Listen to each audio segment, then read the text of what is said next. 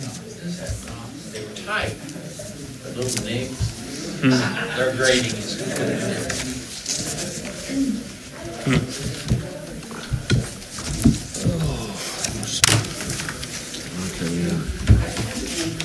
Okay, it is 6 p.m.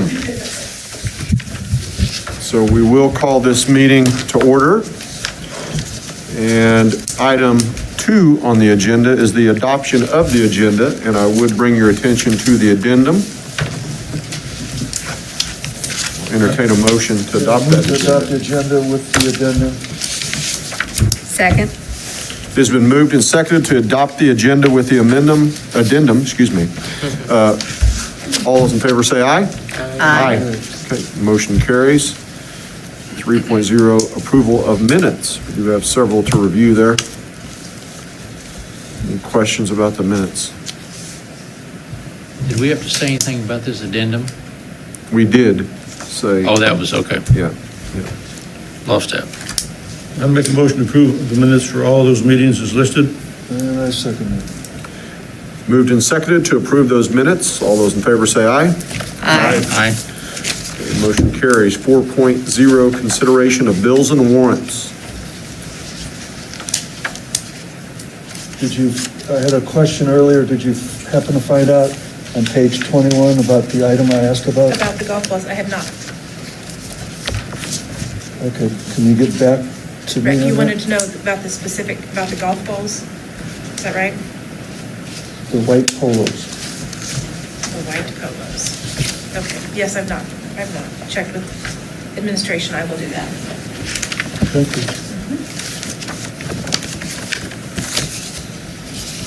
Move to approve the bills and warrants. Second.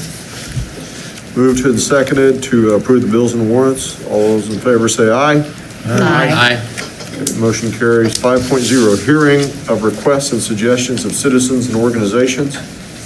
Anybody in the group that wishes to address the board that's not already on the agenda? Seeing none and hearing none, we will move on to 6.0, the report of the superintendent of schools. All right, so we've just got a few things. The first of which is COVID update. So our vaccines are available for students ages 12 and up on May the 20th, which is this Thursday. We will have those available at the middle school and high school. So if parents want for their student to receive the first vaccine, it is Pfizer. They can get that paperwork, the main office, health offices, or online. When they get their initial vaccine that day, they'll also schedule a 21-day follow-up at CHC to get that second shot so that theirs is completed. So we have no COVID active students or staff. Right now, there's only one active case in the entire county. Our quarantine numbers have been very, very low. We have one elementary student today and one high school student. In the county as a whole, there's almost 20,000 people in the county. 6,186 have completed their vaccine series in Lebec County. Someone had asked that. So that's kind of where we are on that. Now, if you have questions about the vaccine, if you go to kansasvaccine.gov, that gives you information on all the counties.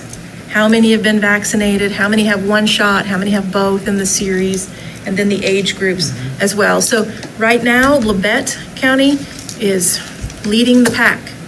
We have more vaccinated people than the other counties in southeast Kansas.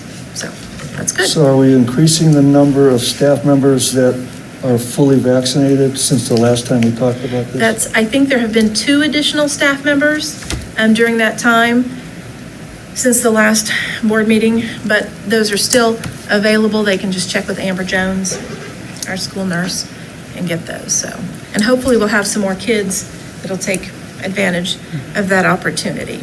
Do you know what approximate percentage of that is with the faculty? At about 85, almost about 85%. Yeah. Does that include certified as So well that's as classified? Right, classified and certified, right about 85%. And there are some that for medical reasons aren't able Right. to, and those kinds of things. So we did have 32 students that participated in the first round of vaccines that we were able to give at school. So those, and they just received their second vaccine, so they would be fully vaccinated. And I don't know how many have turned in the request for this next round, because now it's 12 and up, so we will see, and I will let you know. So next is ESSER 2. So we are still working on that application, and I will just let you know that oftentimes the rules change when it involves this amount of federal money. So it is $2.1 million for Parsons. And so with that, we're going to include the 3 nurses' aides that we this year used some Spark money for, if that's approved by the board this evening, as well as 3 additional full-time subs, which the board did at the beginning of this year as well, because we can directly tie that to COVID, and you can use ESSER money for that. But really, the ESSER money is to focus on students' academic, social, emotional well-being, progress, and success. I think on Wednesday, correct me if I'm wrong, that KSB is having a Zoom on recommendations on how to spend some of that money. Is anyone familiar with that? It's about facilities, isn't it, Lou? Huh? It's about facilities and how you can use your ESSER money to upgrade facilities. And other items, Okay. yeah. And the facilities portion of that, since it is federal money, there are federal guidelines that have to be met in addition to the state guidelines. And that was not clear when people had Spark money or ESSER 1 money, or even when they initially started ESSER 2. And so there is a long training, I think it's 5 hours, on how to fill out the application for the federal piece of that. So each state will have different guidelines that they will use for the ESSER money? Well, the federal government has guidelines if you use Right. federal money. And then the state, yes, that's, Oh, and that's the 15 categories that they gave us, and said it had to meet one of these categories and criteria. So, and they did say that ESSER 3 is coming, and that it would probably be more money than ESSER 2. But we've not gotten any numbers or anything like that. As of last week, 26, I think they'd said there were 26 school districts in the state that had completed their ESSER 2 application and turned it in. So, because there's a 3-step process. Once we get it there, KSD, their group reviews it. There is a task force that's got some superintendents on it, some KSDE folks, some KSB. They review it, and then the State Board of Education has to review those as well. So the new money coming, the next round, when does that have to be spent? Okay, so ESSER 2 money has to be spent by September of 2024. But there's another round, you said. There is another round coming, and I don't Okay, know. So we don't know? No, Okay, when that'll have to be spent. So okay. that's kind of All right.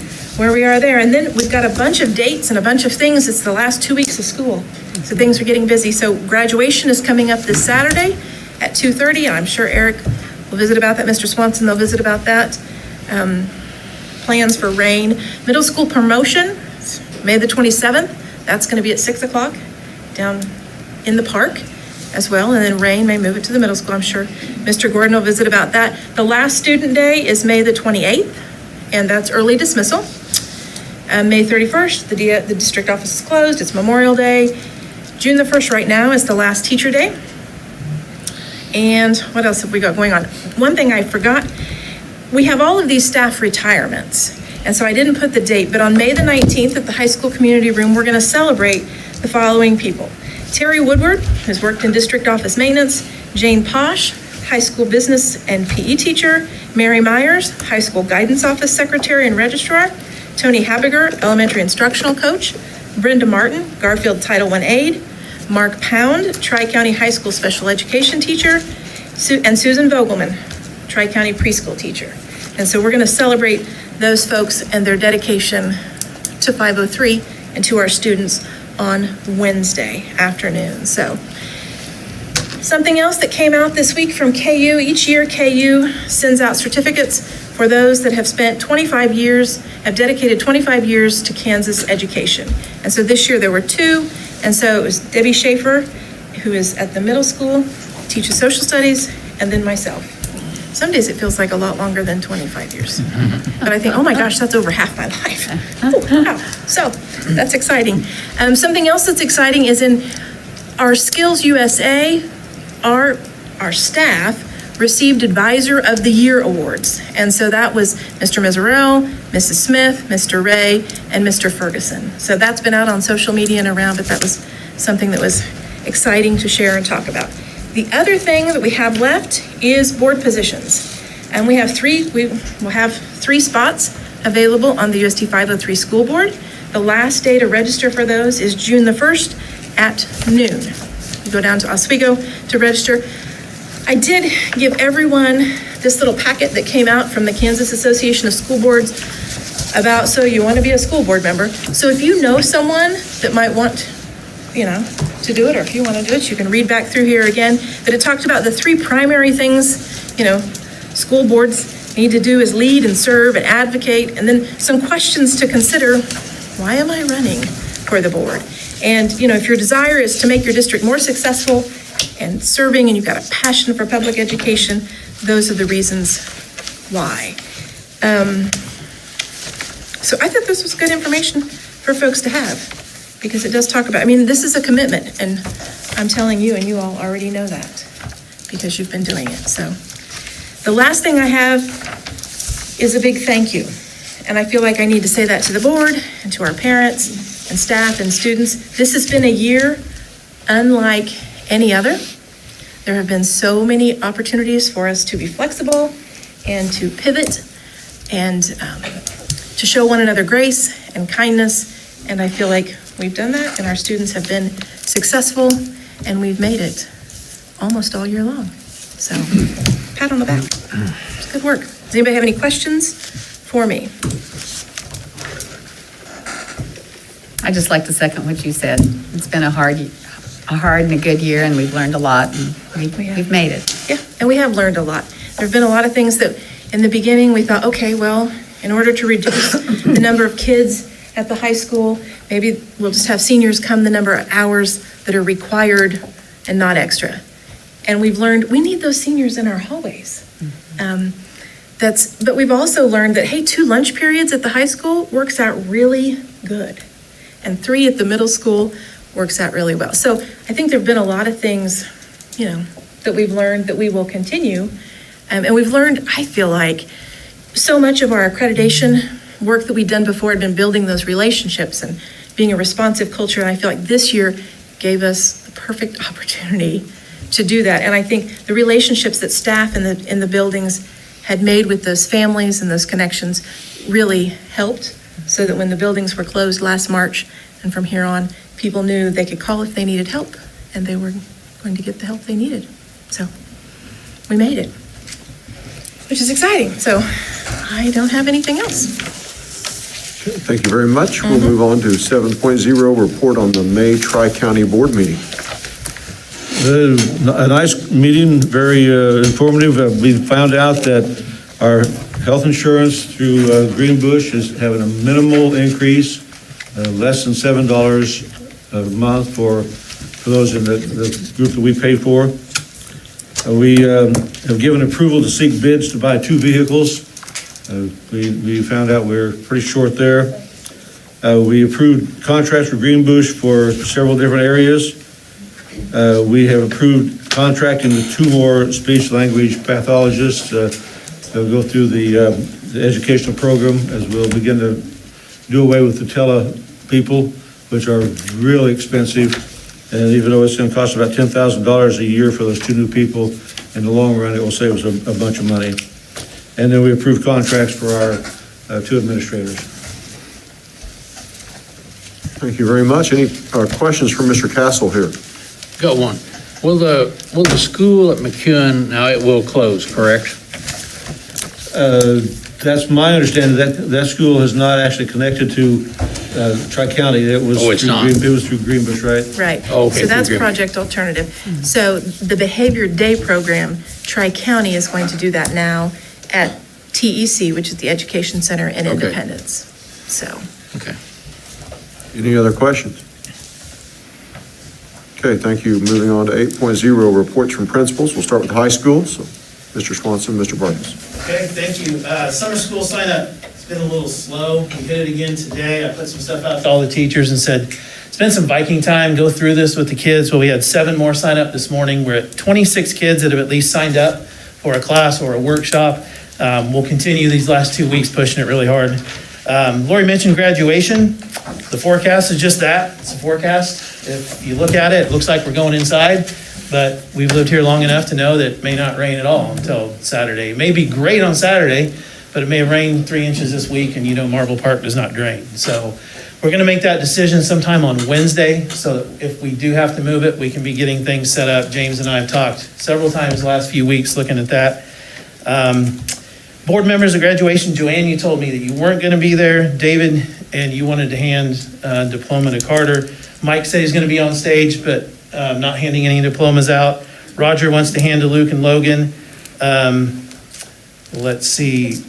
Jeff will be up there. No particular person to hand out. He'll do the rest of them. Olivia and Lou, I didn't know if you guys were going to come to, okay, no. What time is that? It's at 2:30 on Saturday. Location's still a little up in the air. So just let me know. Lou, send me an email or just come across the street and tell me if you're going to be there. We'll make sure we have enough chairs. I'll send you a shout. Assembly on Friday was amazing. Terrence Talley was the guy's name.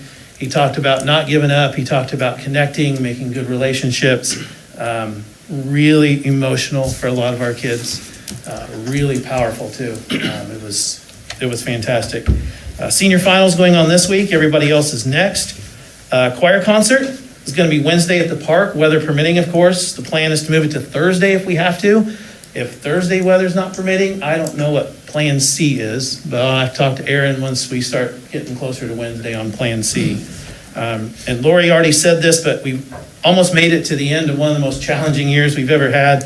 I just wanted to thank teachers, maintenance, custodians, secretaries, parents, kids, cooks, whoever was involved in this year. It's been a tough year, but 21, 22, I hope starts to look a little bit more like what we're used to. But thank you to anyone and everyone who had a part in this school year. So, okay, questions? Okay, I'll let Rob jump in there. Spring sports are starting to wrap up. I'll go back, it's been a busy couple days. I'll start with last Thursday. We had the league track in Pittsburgh. We had league champions with Grayson Freeze in the 100 and 300 hurdles, Kinsey Baldwin in the 1600 meter, Matt ran the long jump, Marianne Ryan in the high jump, and Jesse Jones in the triple jump. Followed that up with 2 days of state tennis. I'd like to say congratulations to Zach Spriggs for finishing 3rd place at state tennis. Then today we had regional golf with Jace Quirin finishing in 3rd place and qualifying for state. So congratulations to Jace. And then hopefully Friday, weather permitting, we have regional track in Paola. And then if they have to move that to Saturday, not sure what will happen, but we'll figure it out. And then we'll have state track and state golf next week. Then we'll be finished with the spring sports and on to summer. Questions?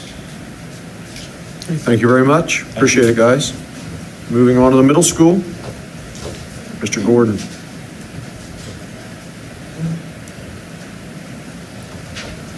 How's everybody doing? Good. All right, we'll kind of jump right into this.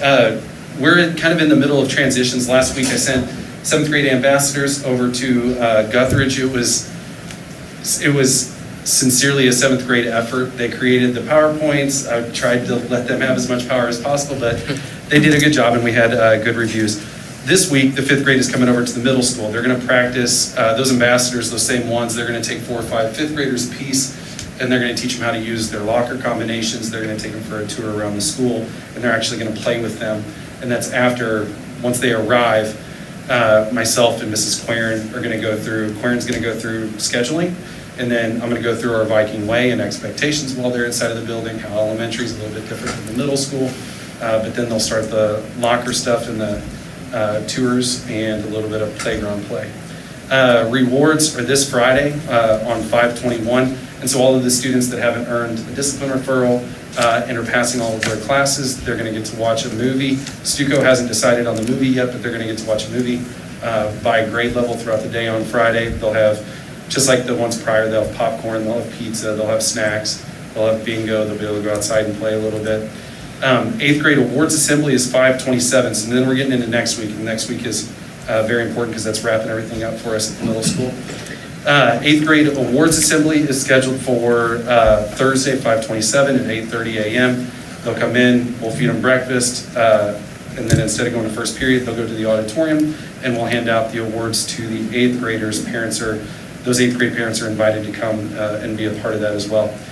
Action 8, so whenever they're finished with their awards, they're gonna head over and we're bringing back Action 8. I don't know how many of you guys graduated from Parsons, or if that was available whenever you guys were there. But that's something that our faculty really wanted to bring back. And so the pool's gonna be available for the kids, the park is gonna be available for the kids.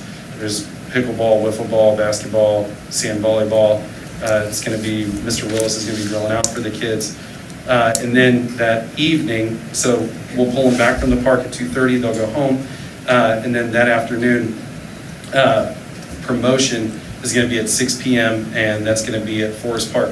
That's Plan A, kind of like the high school has graduation plans. We want to do this thing outside so that the students can bring as many family members as they can to be a part of that and witness it. If we get rained out, we've already mailed out the tickets, and then we're going to limit it to each kid gets to bring in 2 admission tickets. They can bring in 2 people and we didn't limit it to parents. We got away from, that was something that Keisha did during the basketball season. A lot of pushback on that. And so it's just 2 tickets. The kids can decide who they bring. And that's Plan B. That's only if it gets rained out. And then on that half day, that final day at 12:45, we're gonna have a field day for the 6th and the 7th graders. And so they'll be competing between Viking times. There'll be, again, a lot of activities for them. And then athletics and activities. We have a choir concert this Wednesday, again at the park, 7 p.m. start time. And then our Mrs. Kendricks has her performance of Crazy Town, and that would be our middle school drama production. That's going to be Thursday at the middle school auditorium. They're going to be rehearsing for our 6th, 7th, and 8th grade students on Wednesday at school. So everybody will get an opportunity to see it. The kids will get to practice it a couple times before they put it on for their parents. And that's all I've got. Any questions from Mr. Gordon? All right, thank you very much. Appreciate it. See you guys. Thank you. We are ready for elementary. Whoever wishes to go first. Go ahead. You're very welcome. All right, so at Lincoln, we're winding down the year with some really fun activities. First grade's going to be going to Curious Minds and Cosmic Castle for their field trips. Kindergarten's going to be going to the park, and they're going to be having some snacks and having some fun. Preschool is going to the park, and some of our 4-year-olds did go to Curious Minds also. May 25th is going to be fun in the sun. We're finishing up Dibbles testing this week. Our summer school is going to start June 7th. And I just want to echo what has been said before. Really a shout out to everyone who's made this year a success. We went in knowing not how anything is going to work, but we just knew that learning was going to happen. And they have been so flexible. I mean, the kitchen staff, we tried it one way and it didn't work. So we just moved it to another way. And I mean, we didn't have pushback or anything. We just wanted to do whatever we needed to do to get those kids in the school and learn. So really the staff is incredible, and I just really just give them all the shout outs that they deserve. Thank you very much. Good evening. Hello. Our teachers spent time on April 26th, Professional Development Day, working with our new social studies standards. They're matching the standards with their Wonders resources and starting their pacing guides. This work will be continued also for the next 2 weeks. We've been reviewing our MAP assessment data. And in looking at the percentage of students that made their projected growth, in the building, 75% of our students made growth in reading, and 85% of our students made growth in math. A normal growth would be about 60%. So this was much higher than we've seen, and we're super happy about that. The things that contributed to this success were the combined efforts of teachers' effective core instruction, our Tier 2 and Tier 3 interventions, giving special instruction during the day to students who are below the 12th percentile, our after-school program, and we found from that, of the students who attended, 88% of them made growth in math and 80% in reading. Our efforts in reading counts, 89% of the students who are on track with their points made growth in math, 79% made growth in reading. Our use of Study Island and IXL contributed, and also the positive time with our trauma kids, that we have dedicated people during the day who are there to help them when they're dysregulated so they can get back to the classroom and continue learning. Also, the pilot program contributed to this. Teachers can see specifically what their students did well on and what resources they spent a lot of time in class on. And then between the teachers, the instructional coaches, and myself, we're continually reflecting on things that maybe we need to focus on a little bit differently for next year. I think maybe all of you guys have seen the new Parsons Great Places Sesquicentennial Coloring Book. We are going to use these coloring books as a social studies tool to learn more about our local community and the history. This is the primary focus of 2nd and 3rd grade history, government, and social studies standards. So next week, the students are going on buses and doing walking tours of the community to see the places in the coloring book up close. So I want to thank Rachel Skinner and the art students for creating that, because it goes right along with our social studies standards, and we hope to be able to have them each year and maybe at the beginning of the year next year so we can use them throughout it. So we're real happy to have that. Teachers appreciated all the things that and staff were done for them during Teacher Appreciation Week, from the district office and PTO, and I know my husband helped drive me around to 12 homes in Parsons to put yard signs out. Girard, Frontenac, Pittsburgh, and Joplin, and even Kirby helped deliver one for me out of town. Our building leadership teams from all the elementary schools met last week, and we were finalizing work on the Kansas Star building improvement goals and the indicators. Last Tuesday, May 11th, Garfield had our color walk and our title family engagement night. We had over 200 Garfield students and family members in attendance. And the title family night part of it was, they involved families in exploring things about our community. We had our last site council meeting Thursday, May 13th, had 7 people in attendance, and I want to thank Ms. Lyons and Ms. Thompson for attending that. Our teachers are working now on creating their class groupings for next year. We're getting ready to have our transition tours. 1st graders are coming over and the 3rd graders are going to Guthridge.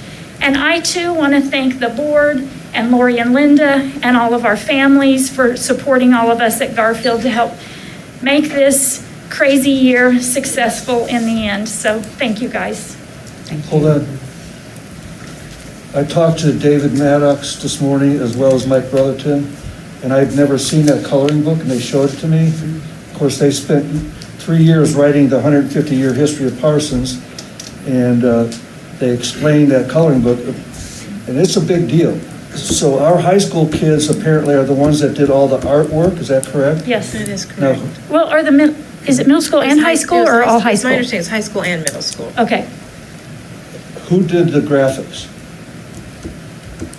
Who put it together? Was it Sun Graphics? Right, Sun Graphics, okay, Sun Yes. Graphics put it together, and all the grade school kids received one, correct? Yes, and our teachers. Okay, so what you're doing with it is actually living history. These kids should know about all the different things that are in there, because those guys really worked hard, and there's some really rich history in this district that a lot of people don't know about. And For you to have those kids start now, to find out about things they didn't know about and see what we do have, I think that's a good deal. in the back of the book is just a little sentence about each thing, and I called Dave, and asked him if we could get a little bit more information about each of the pictures. And so I got that back from him today. And when the teachers are on the buses and during the walking tours, either the students or the teachers can read the history behind each item so they can. Yeah, because years find out. ago, it was Maynard Harding that did those walking Yes. tours, but Dave and Mike have picked up the ball, and I think they're doing a great job. Yep, I think it's a great tool, and I'm glad we have it. It's a real community school partnership. It You know, is, it right really there. is. And that, the coloring book is amazing. It really I was is. impressed. Yeah. Okay, thank you very much. Good evening. Good evening, Kurt. I don't know a lot about presentations and things, but you never want to follow that. I'm going first next time. I want to compliment not just the Maynard Harding walking tour coloring book things, but their map scores. Sometimes we just throw numbers out there, and those are, I'm excited for those kids to be coming over. We have our preliminary scores. They're not quite that good, but we're really, really kind of excited, and I'm proud of them. Fourth graders in math are at 70%, and we've got a lot of kids left, and we have one class left that's still got to do their science, and I don't want to put any pressure on them, but our goal was 65% building-wide, and fourth grade had 70% in math, 65 in reading, 67 in language. They don't take science. Fifth grade, with a few kids that haven't taken it, we're at 62 in reading, 64, 65 in language, and 64, 65 in science. So hopefully the kids aren't watching this and feeling pressure, but given the things that we had to work with this year, I'm really happy. Sometimes tests are just an autopsy. What happened, what went well, what went right. If you kind of look at it, you try to start thinking, we took math scores in January. Kids had just come back from Christmas break. We didn't take them in the fall this year because we started late, so our scores were so discouraging. And the kids weren't as motivated maybe. They just after Christmas break and they lost some instruction time. But then you take this right after we've done assessments when we're really, not that we don't grind year round, but I'm almost,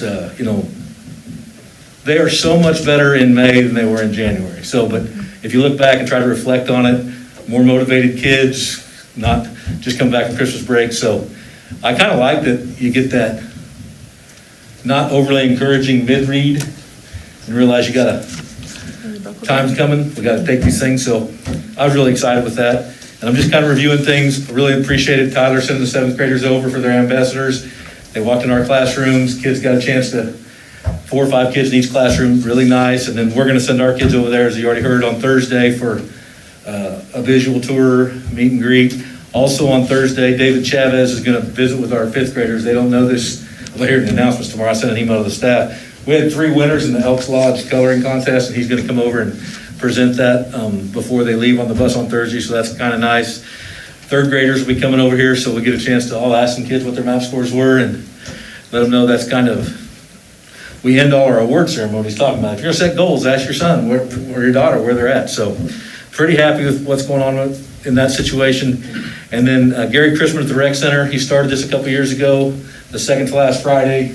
We'll bring our kids over there after lunch, eat a picnic lunch, and then he sets up, Cato had been part of it, and they play some fun games, little class tournaments, but not overly competitive, get them outside, just kind of called a 5th grade promotion celebration, so we don't do anything formal. And this year, we're not even going to walk across the stage and get their t-shirts like we've done in the past, so I'm glad we'll give them their hard work pays off t-shirts, and we'll get some good photos, and kids will have some fun time to celebrate with their teachers. And then Miss Burnett, who teaches PE in our building in Garfield next week, the day before on Thursday, we're going to have our field day, which will be in the morning, 4th grade, a couple hours, in the afternoon, 5th grade, weather permitting. Otherwise, we'll have to pivot. Did we learn that word? We did. We learned the word pivot, so maybe we'll be inside on Thursday, and then our last award ceremony will be that next Friday at 9 o'clock in the morning. We'll do it by Zoom. Those have really been well attended, and I've really liked them. Takes a lot of pressure off me because I just introduce the teacher and back away. So we'll go from room to room to room and celebrate. We'll recognize those kids that if you made one of your math goals, which I was really afraid we wouldn't, but I think we've got, your 4th graders will get a blue I Rock Math t-shirt. that we're making out at the state hospital. Mr. Hicks has helped me with a good design. And then fifth graders, if they make one goal, they're gonna get a black shirt. And then, so you get a fourth one, a blue shirt as a fourth grader for your map. And then next year on Blue and Gold Friday, they'll have a blue shirt to wear. And we just keep doing it that way. And they look nice and gives the kids a little bit of reward for what they're doing. And then anybody that made all 3 or 4 get map goals, we'll give them a certificate. Because it's funny, I remember when we called making 3 a triple ground, and Terry Smith thought that was only horse racing. I said, no, if you have the most home runs, the most RBI, that's the triple crown. Right. And then if you make all 4 in 5th grade, we call it the grand slam. And he's like, why is horse racing and baseball being mixed up? So we'll give those awards to people on Friday the 28th. But echoing what Tyler said, and Mr. Swanson, affirming year in terms of kids doing whatever we asked, teachers meeting all those challenges, and then parents showing grace. I mean, this has been the least amount of stressful phone calls that I've ever had. And a lot of that's because of our kids, a lot of that's because of our teachers, but I think parents really appreciate how hard our teachers are working. So I appreciate you guys for what you're doing. Any questions? I'll call Misty up. Thank you. Thank you. Thank you, Mr. Freeze. Okay, we'll move on to 9.0, action to accept donations to schools. Okay, that's on page 42 in your packet. And so if we get started at Lincoln this month for donations, the Parsons Public Library donated craft bags for students valued at $60. AT&T Pioneers donated clothing items for students valued at $100.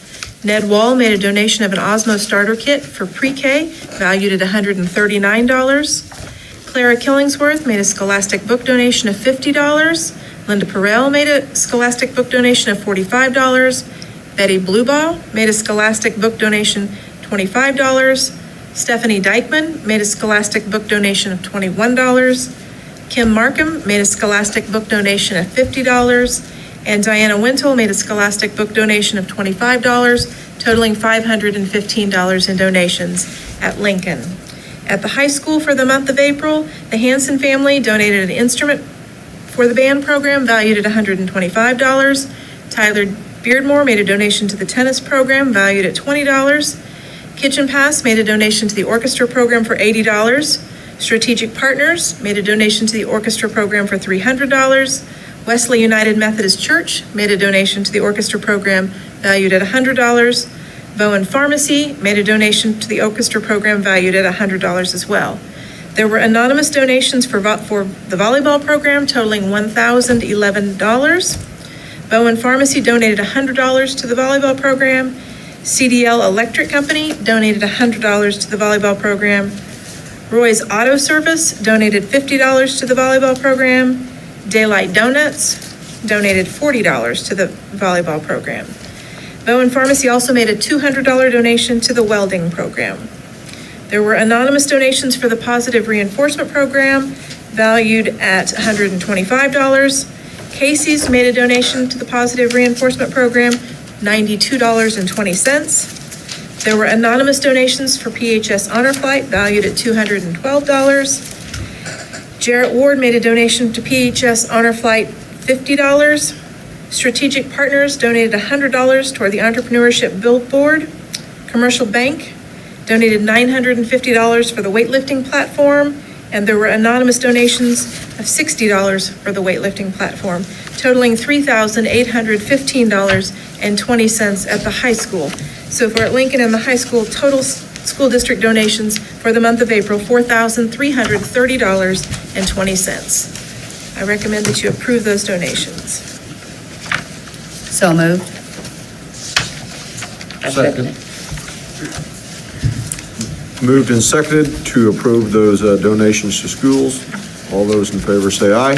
Aye. Motion carries. 9.1, action on bids for an HVAC unit and installation at the high school. Okay, this is pages 43 through 46 in your packet. So we did take sealed bids. The bid opening was held on May the 11th at 1 o'clock in the boardroom. So if you turn back, there were 2 bids that were turned in. The first of which is from a company called Central Consolidated out of Coffeyville. And their bid was turned in, as well as Design Mechanical, and those costs are there. I don't know if James is out there or not. James is out there. If someone has specific questions. Does anybody have any questions for James on these bids? The or- warranties are the same, it's the same equipment. Are these companies that have worked for us before? We have worked extensively with Design Mechanical, yes. And I'm not aware if we've ever worked with this other company or not, from out of Cockville. I didn't think so. So when you put the bids out, how do you do that? Where does it? So it goes out on our website, it's posted in the newspaper, and then James has made contact with local folks as well, so that they would be sure to have an opportunity to bid. Local, they just don't want to do it, they can't do it, or do you have any reason? I have no. They didn't turn in any bids. When we had the bid meeting, it was a pouring down rainstorm, so maybe that had something to do with it, I'm not sure. But we had the specs out and everything was available and nobody contacted. No one in addition contacted. So these are the two bids that we have. And I did check about the central consolidated because it does say under terms, it says labor warranty for repairs and parts 90 days, where, then up here it says 1 year. And so I did check. This is a boilerplate that they always use, and it would be the 1 year limited parts, heat exchanger, and installation warranty, which is the same as what Design Mechanical offered.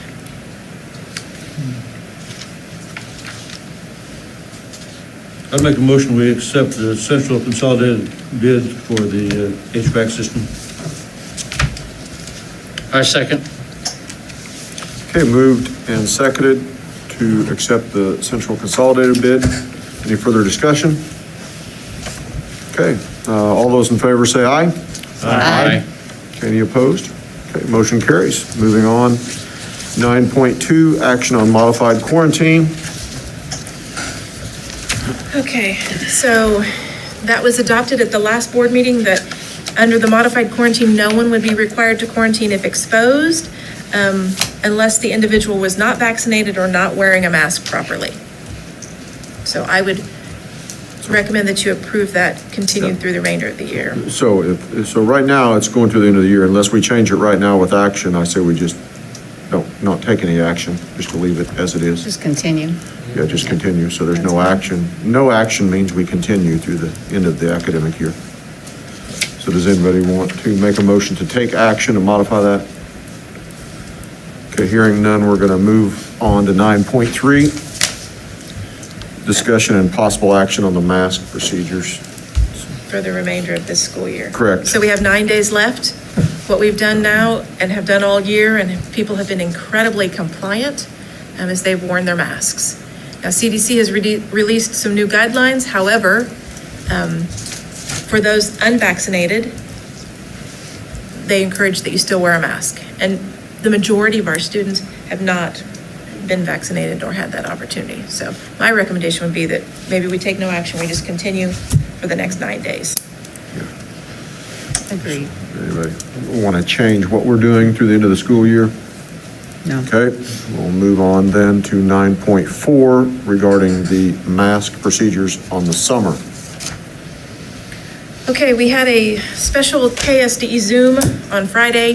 They called to talk specifically about masking procedures, and the question of summer masks came up. They said KSDE is going to get more information from KDH&E and have some information available for us this week, but they did not have a current recommendation. Now, it's my understanding that, well, I guess I shouldn't say that. I'm not sure what Keisha has, they don't have anything in the summer, so. Local control. Local control. So you anticipate getting something then? I do. Okay. I anticipate. Now, I may not. I talked to our health department. I talked to Lisa, and what she said is they're going to do what KDH&E said. If a person is vaccinated, they wouldn't be required to mask. Okay. But Can we talk about it at our work session? I don't have a problem talking about it later. I don't know exactly when, but if we're going to get some additional guidance that might assist us in knowing how other places are handling it, I would say Yeah. we don't need to take action tonight. And currently, we are the only school district in the county that is still requiring masks and social Correct. distancing. So I would assume Yeah. that that will be their summer procedures as well. Yeah. So when does summer school start? Summer school starts on June the 7th. Okay. And is that, when do summer weights start? Do we know? And summer weights start June 1st, right? Okay. Or do they start June 7th too? I think it's June 1st. Maybe somebody's out there. I don't know. I think that we should be able to probably meet before June 1st or June 7th, whenever the initial thing is, and make a decision on this. So I would, And we do have a work session May the 24th. yeah, we're going to So we probably have can- a work session then, so, yeah. Okay. We might have a different meeting to take this up other than the work session though, Okay. so we'll, So is let's, my preference would be to kind of table it until a later date unless someone has a strong feeling about it. So, okay? All right, thank you. So 9.5, discussion and possible action on additional CTE position. Okay, so I don't know if anyone's still here. There was information that I included in the view about the number of students that we have enrolled and the programs that we could offer at the high school and compared to the middle school. So Tyler's here. He's gonna. You want to share When with does us? weight start? Weight starts at the middle school June 2nd. So maybe that's what it is for everybody, I bet. So Do we you would know if just, the high school's the same schedule or? I assume so, and I could be a little bit out of the loop right now, but I haven't seen their schedule released yet. so we'll just plan to meet and take action on that before the 2nd then. All right. Thank you, Mr. Gordon. Yeah. Okay, back to CTE position. Okay. Tyler, do you want to address that? Come on in, let's just have the title. I was gonna say, sure thing. Okay, I guess there's a couple different components that are kind of moving here, and I'll just try to be as straightforward and frank as I can. Trevor Mezzarella has done a terrific job. He was hired here to grow our CTE programs, and that's exactly what he has done. A part of him growing these CTE programs is him being able to recruit kids in 8th grade. Currently, 8th grade students have the options of taking industrial technology, and that's the only class that we offer it to. Then, once they decide that they like one of the pathways, each unit, there's carpentry, there's electronics, there's robotics, he touches a little, there's engineering, there's a little bit of everything inside of there. Then whenever they get to the high school, they're more amped to get into a college or career pathway toward a tech degree or toward, and then obviously that comes with additional enrollment funds. So we're feeding ourselves, and it's valuable to have somebody like Trevor there. We're to a point now where Trevor, for 2 years, he's been in my ear saying, we need a full-time middle school person. We need a full-time middle school person, because we're to the point now where the high school, there's so many kids in these CTE classes that the high school is prepared to keep him over there for 6 class periods. That's what they're going to need him for. And for the past couple of years, we've actually paid him for his plan time, an additional fund, and so he only gets that passing time and somebody covers to get him over to the high school. And that way he teaches 3 classes Yeah. for us at the middle school because during his plan time and then the 2 additional. Yeah, our 7th grade class is one of the smallest class right now, roughly about 85 kids. And so we can make it another year, one more year, we can make it, keeping him, at 3 classes there at the middle school. We can fill those 3, but we're going to be cutting the pipeline off because the year after that, he's going to have to be at the high school full-time based on numbers, and we're going to start losing that enrollment is what is being projected right now. And so what has worked in the past, or what, Pittsburgh is in the middle of doing this right now, is we need to have a full-time middle school CTE person. Now, the classes that they're going to be touching are, and the stuff that we have available is going to be coding, graphic engineers, possibly photography, but there's a lot of different CTE pathways that we can look at if we had a full-time middle school person, and then we're also not hurting our enrollment numbers at the high school later. And so we're to the point now, if we want to continue growing the CTE pathways at the high school, we need to invest in the middle school. And I would suggest opening that up to 6th and 7th grade students as well, so that if we had a full-time middle school CTE person, then that would be available, And then that would be, again, another elective that we offer that the school districts around us do not. And really give a student an opportunity to try something different and new that otherwise they might not have the opportunity Ever be to do. exposed to. Right. and Yeah, just we need do- additional electives at the middle school. We're short compared to the high school, and so that's what this would do, would provide those people with the And you presented that very well, and we've seen this coming for a while, Yeah. because Trevor has just really, like you said, built this program, and I think it's And it's this, just great because he can do that right at the 8th grade. If we have someone at the middle school who is dedicated to that full time, then they'll also be able to connect with all of the CTE folks at the high school and get our kids ready to move into those different pathways. And Trevor brings a number of blessings with him because he's also, for this pathway, he's the instructor over at Pitt State. And so if we create this position, we can get first pick of one of the top students coming out. And so we can go after somebody that can really invest in our community. Okay, my question is, I assume we're going after somebody, we're just not going to let somebody test into this program. That's kind of what I was going for there. Because I want this somebody is a that's highly specific qualified. program. Right. You need a specific person. Absolutely. And if we don't meet it, then we'll leave the job open and fill it next year, correct? That's right, and I'm comfortable with that because like I said at the beginning, we can make it another year based on our 7th grade class size. We could make it another year and we could hire somebody, say, in October of next school year and have them ready as soon as possible for the following, maybe 22, 23. Yeah, and so, I don't want to end up with somebody that's licensed or somebody that tests into it, especially whenever, don't just jump on somebody and hire it because it's open. Find somebody that's going to be a good fit, especially for that middle school age. That's a tough demographic, and we got to make sure that we have somebody that isn't just a carpenter, or like a high school, a little bit more mature, or needs students that are a little bit more mature. Maybe they've had years in the field. We need somebody that's going to work well with our kids and be good for our building. And that's a tough niche. So we could have a failed search. If we have a failed search, we defer till next year, so. Right, and that's kind of where we're at with the elementary music at this point. We've not, we haven't had many applicants, well, we've had one applicant. So we're not going to fill it with anyone. We're not going to just settle. We want to make sure we get the right person for the right spot, and they would need that at the middle school too. Yeah, I'm slowly learning that patience thing. Go after the right person. We want the not just best. the right person. We want the best. Any additional questions for Mr. Gordon before we? No, I just want to say Trevor, in the years that he's been here, has excited our kids to get involved in the science, technology, engineering, and math program. It's really it's phenomenal. And what Bruce Ray has done with the drafting and the robotics, it's phenomenal. And for us, like you said, we need to keep building that program. And he's got so many connections, Trevor does, at Pitt State. Some really powerful connections that would help our kids later on when they're out looking for careers. So to me, this is kind of a no-brainer. Yeah, we're really fortunate. Our CTE program at the high school is just really strong. Yeah. And that excitement has come down to the middle school with Mr. Mazzarell.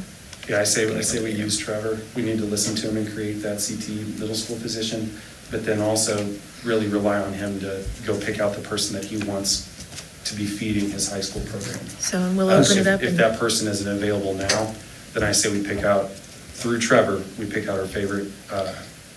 And so what we'll do is, we'll open it up, of course, for applications and do interviews. But it'll be good to have some input from someone who's seen him in class, because probably the majority of the people that will apply, Trevor will have been their instructor, so he'll have some, some additional information. Okay, we need a motion on this, folks. I so move. Second. Been moved and seconded to add the CTE position at the middle school for the 21-22 school year. Any further discussion? Okay, all those in favor say aye. Aye. Any opposed? Okay, motion carries. 9.6, action on repairs to the high school gym bleachers. Okay, so that's on pages 47 through 50. It is required that the bleachers are inspected every 3 years.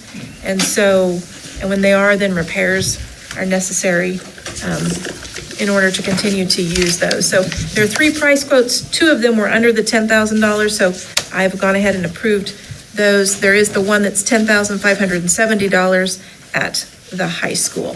So I would recommend that you approve that cost. Now, okay, let me ask you a couple questions. Now, does this take care of the seat backs? I see it says minor tune-up and this and that, but some of those seat backs are cracked on that east side.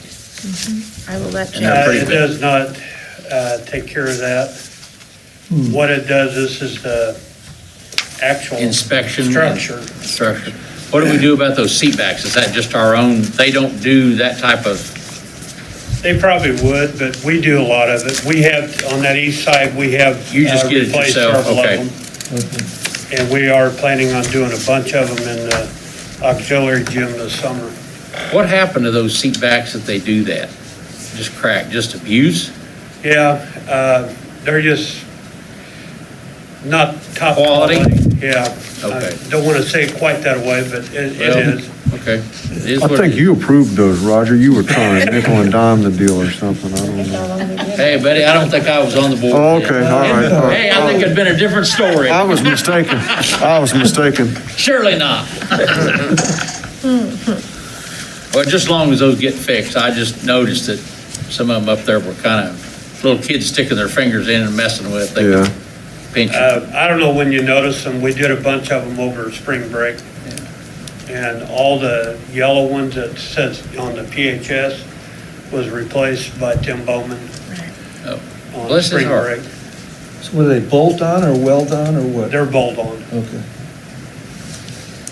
Same thing with the L brackets, so they're bolt on? I can't. Actually, one end sticks into the other one, and then you put 2 screws in it, and they Okay. kind of, and there's a bracket on the base there. All right. Any other question for James on this high school gym bleacher repair? I so move. Second. Moved and seconded to approve that for the high school gym bleachers. Any further discussion? All those in favor say aye. Aye. Aye. Okay, motion carries. Mr. Quinn, Yeah, the high school weights starts June 7th. okay, June 7th. So in order to get the June 2nd and the June 7th, we'll need to discuss it before June 2nd, so. I did have one question for James, if I may ask. Go ahead, yeah, sure. Is that all right with you? You bet, you bet. You got the floor. I noticed the H is coming off broke off part of it at the high school. Are we going to have to end up replacing that, I Yes. suppose, the whole thing? Yes, I haven't went out yet to get bids on that, but I am.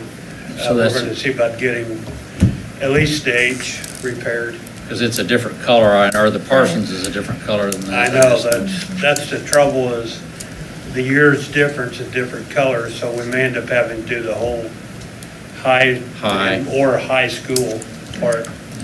Well, they tear off easy. Anyway, okay, I just had noticed that.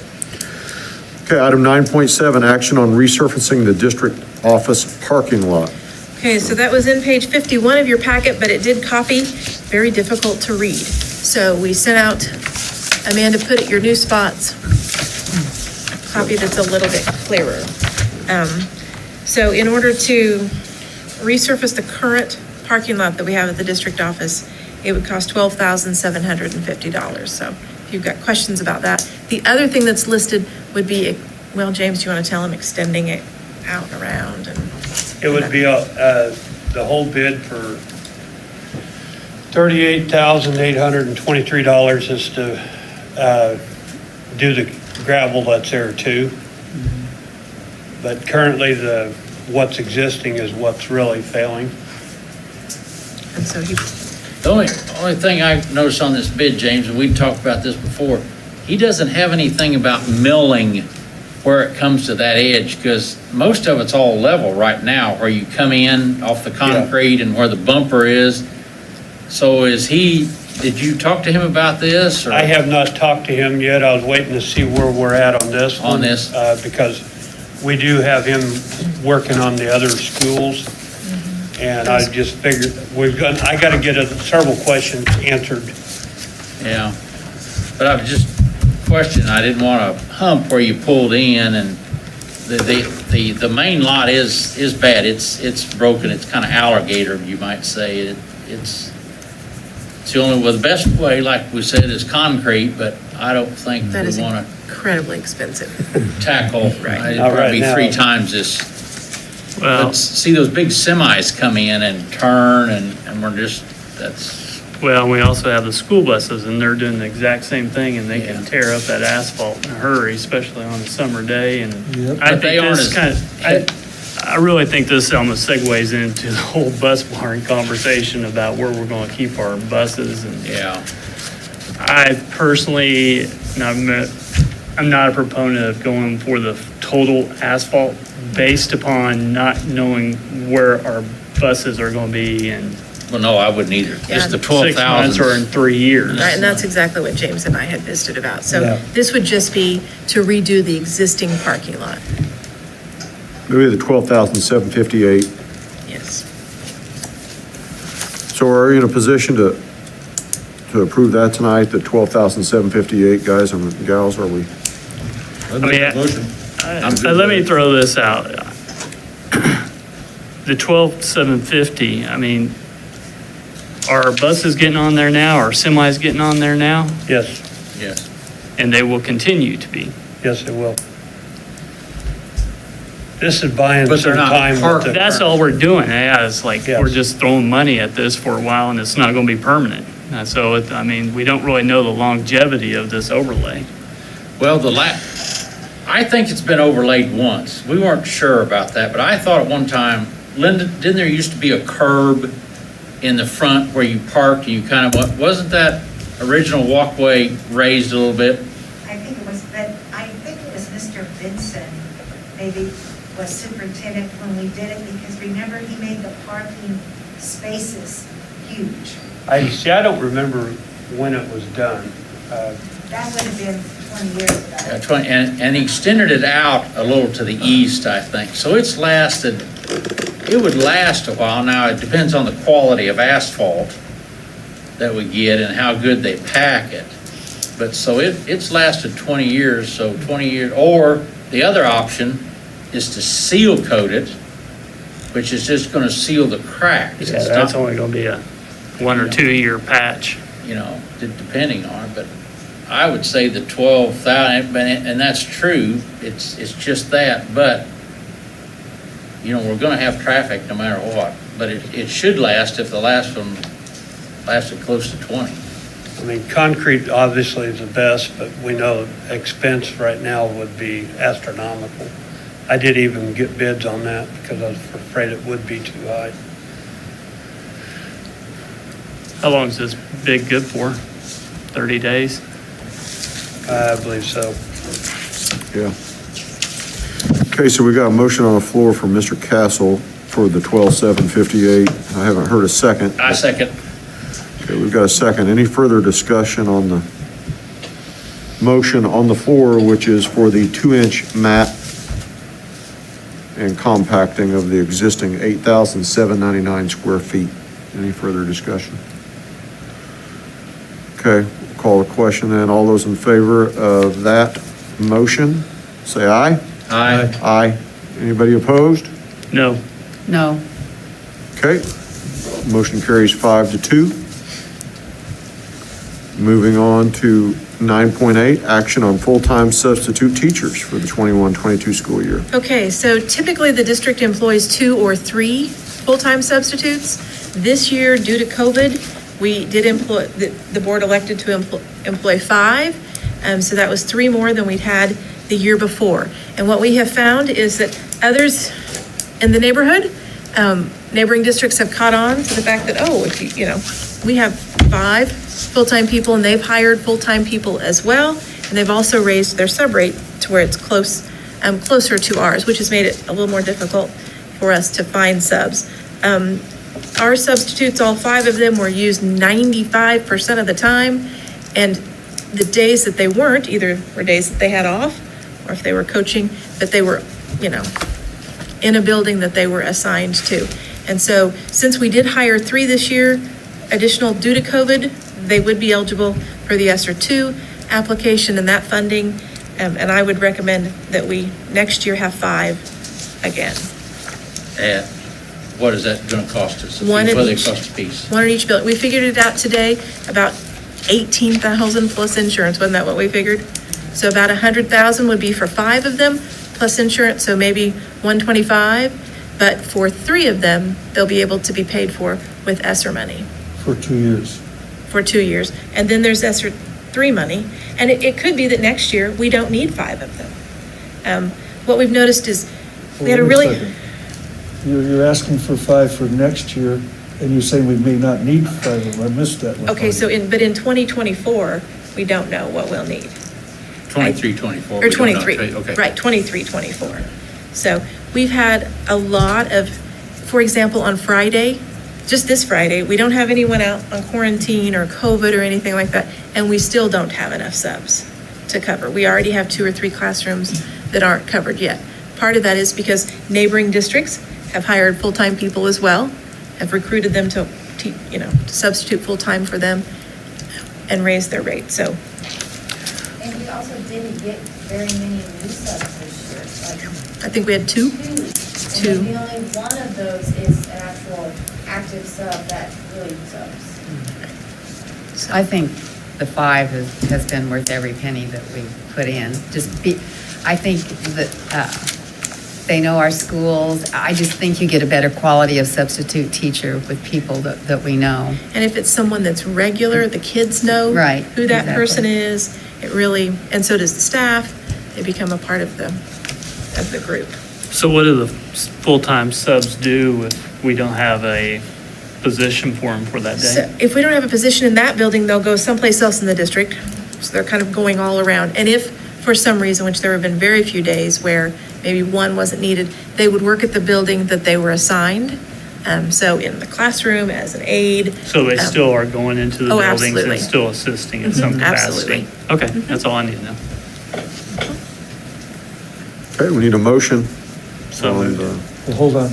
So a no vote doesn't mean one necessarily is against substitute teachers. It's against 5 substitute teachers. I mean, you really don't have an option. You either vote for substitutes or not substitutes. So I'm just clarifying a no vote. It's either 3 or 5. Is that what you're saying? There should be a vote? There can be 0 through 5 through 10, but the motion, the Yeah. recommendation was for 5, and I that's the understand. motion on the floor.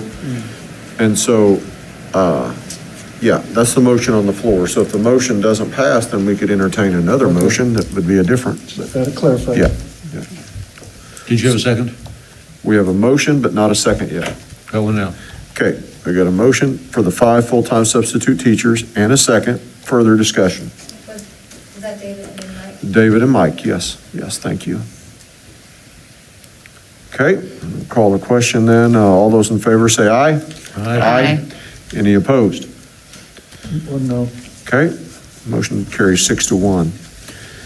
9.9, action on 3 nurses' aide positions. Okay, so we have contracted with CHC in years past for a nurse and for 1 nurse's aide. The last year, we added 3 additional nurse's aides, so there was a nursing person in each building. So I had talked to Amber Jones, who is our nurse, and she had done some calculations based on nurse visits to the office. And so, because every time then a student comes to the nurse's office, they're able to log it.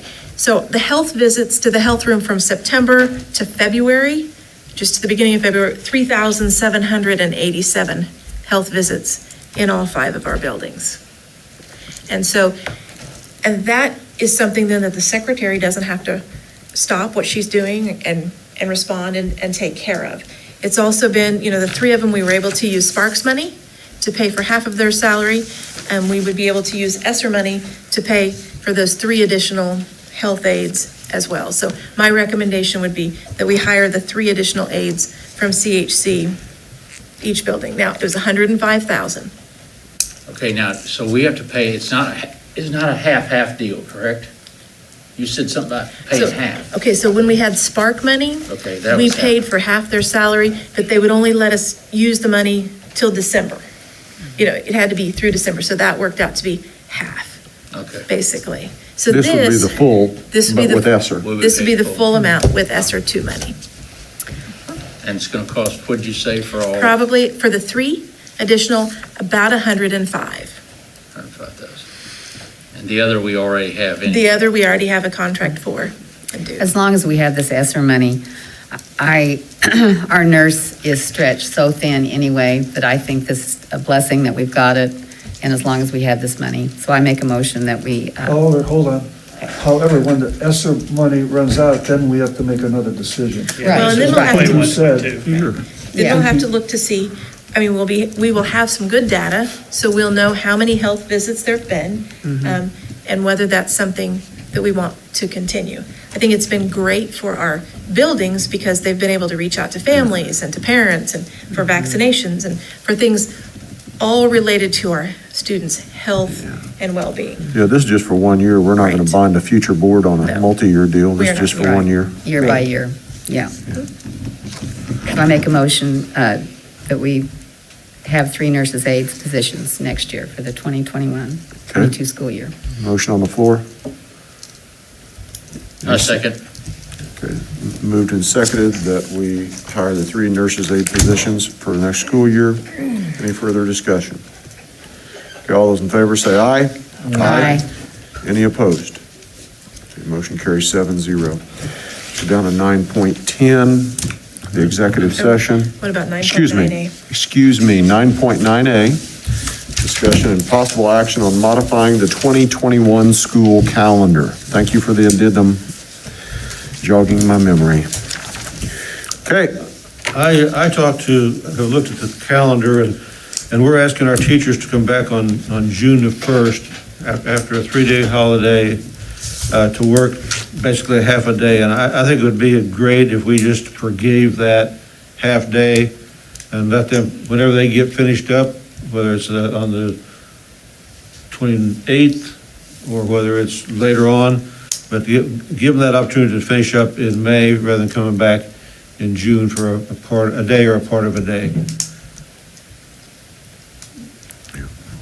so he's just saying, I think that probably a lot of our teachers will come back anyway and kind of get their classrooms cleaned up and this and that, but Mike had proposed, and I said, well, let's put it on the calendar or put it on the agenda to discuss. He's just saying that we make the teacher's last day, not June 1st, but the 28th is what it would be. Right. And as long as their grades were done and they had checked out with an administrator, they would be done on May the 28th. Yep. And wouldn't be required to come back on June the 1st. Yep. It So doesn't anyway, cost us anything and probably would create some goodwill. So you could even just keep the calendar as is, just as an optional day. Where they weren't required to report. yeah, not mandatory. Yep. So, I think it's a nice reward, for those that are ready and can do it. I think it would be very much appreciated. This has been an incredibly, So I'll make a motion that we make May 28th as the last required work day for our teachers. I second. get moved and seconded to change the school calendar so that May 28th reflects the last teacher mandatory workday. Any further discussion? Okay, all those in favor say aye. Aye. Anybody opposed?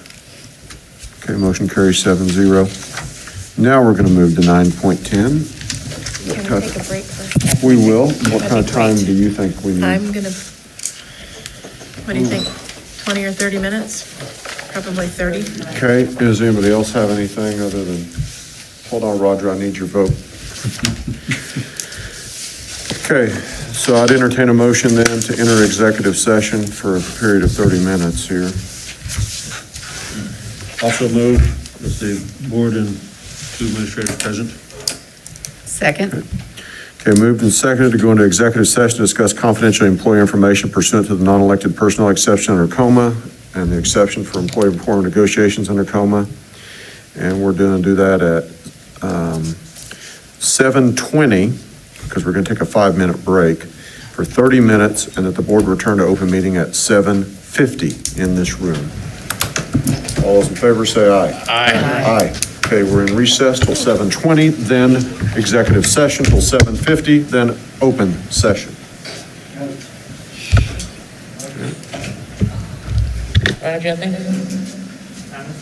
Hello.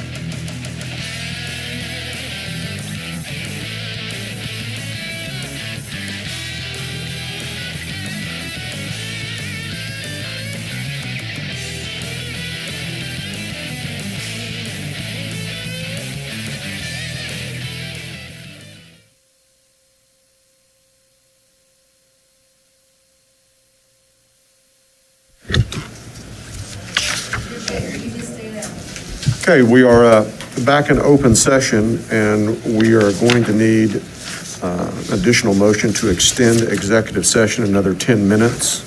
So moved. To go to, Moved and seconded to go into executive session additional 10 minutes, and that 10 minutes will commence at 7:52. We'll return back here at 8:02 with superintendent, assistant superintendent. All those in favor say aye. Aye. Aye. Okay, motion carries. We are recessed to executive session for 10 minutes until 8:02.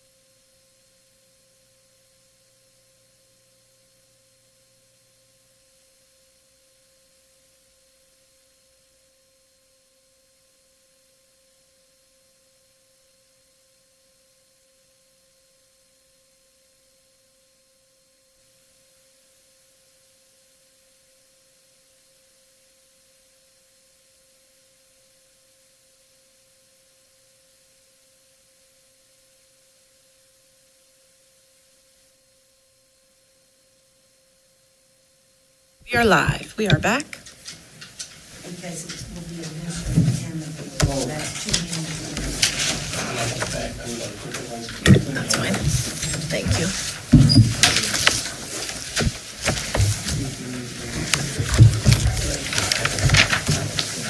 Okay, we are back in open session. We're moving to item 9.11, action to approve reemployment of classified staff. So I recommend that you approve those listed on page 52 and 53. So this is just all of our classified staff we're renewing for next school year. So moved. Second. Moved and seconded to approve those reemployments of classified staff. Any further discussion? Okay, all those in favor say aye. Aye. Any opposed? Okay, motion carries.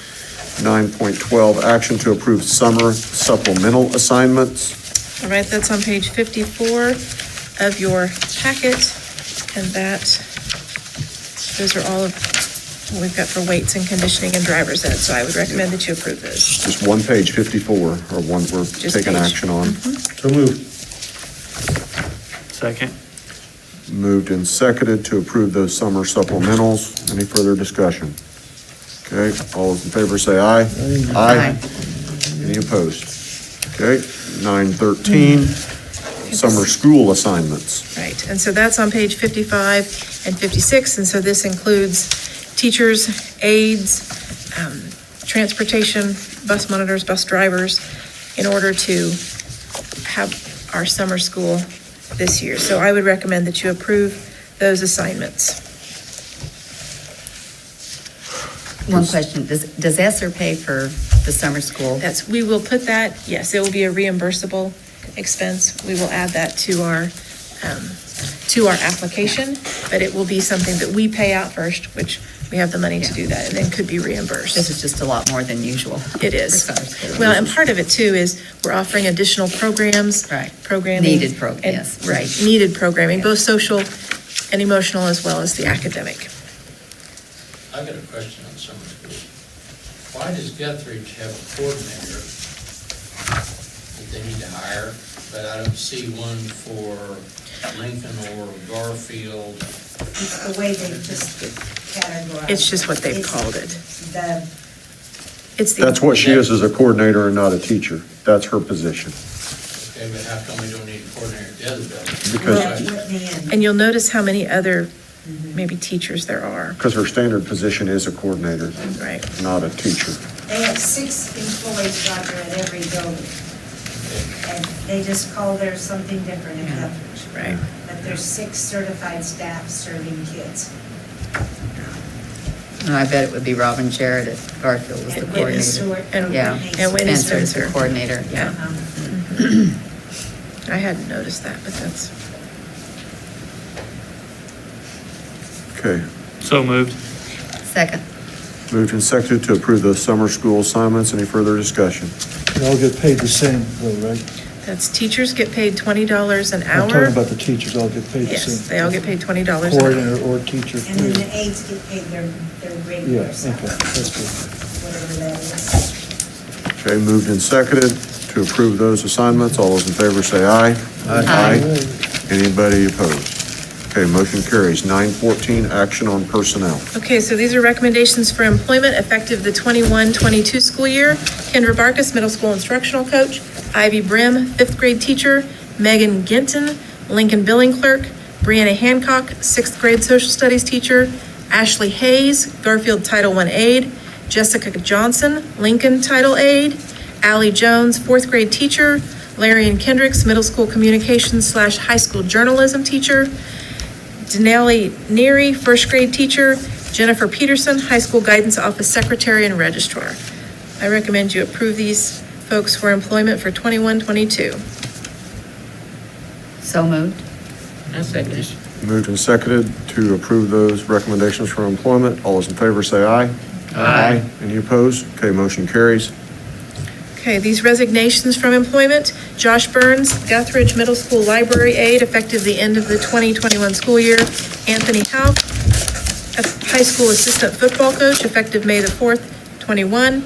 Jamie Newcomb, 1st grade teacher, effective the end of the 2021 school year, Tom Ozier, elementary art teacher, effective the end of the 2021 school year, and Carissa Wilhoff, Guthridge Title I aide, effective the end of the 2021 school year. So I recommend that you approve those. Moved and seconded to approve those resignations. All in favor, say aye. Aye. Any opposed? Okay, motion carries. No further business. We are adjourned. Thank you for your attendance.